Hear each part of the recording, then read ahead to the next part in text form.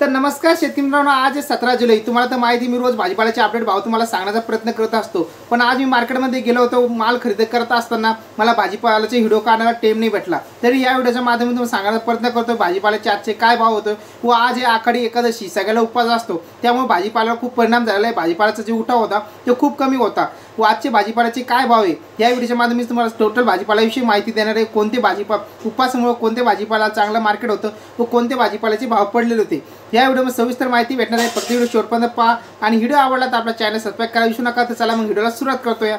तर मित्रांनो, आज उपवास असल्यामुळे सगळ्यात पहिले चालले आलू विकले 3200 ते 3300 रुपये क्विंटल। त्यानंतर कांदे पण विकले 3000 रुपये क्विंटल। त्यानंतर आपण कोथिंबीर मार्केट सध्याला पडलेले आहे, कोथिंबीर विकले 300 ते 400 रुपये शेकडा। त्यानंतर भाजी पण 400 ते 500 रुपये शेकडा विकली। पालक विकलं 200-250 रुपये शेकडा। शेपू 300 ते 400 रुपये। त्यानंतर आपलं कढीपत्ता विकलं 3 ते 4 रुपये गड्डी, छोटी बारीक गड्डी कढीपत्ता जालना मार्केटला यायला सुरुवात झालेली आहे। त्यानंतर मिरची मस्त विकली 50 ते 55 रुपये ठोकमध्ये मिरची विकलेली आहे। त्यानंतर आपली काकडी विकली 10 ते 12 रुपये। बाकीचे भाजीपाला जसं भेंडी आज 30 रुपये 25 विकली। त्यानंतर चवळी 25 ते 30 विकले। गवार 40 ते 30 रुपये विकलेला आहे। वांगे विकले 250 ते 300 रुपये कॅरेट। कारले विकले ढवळे कारले 40 ते 50 रुपये। हिरवे कारले विकले 25 ते 30 रुपये।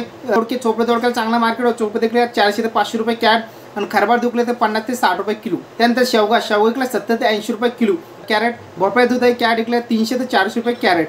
बीट विकले 25 ते 30 रुपये किलो।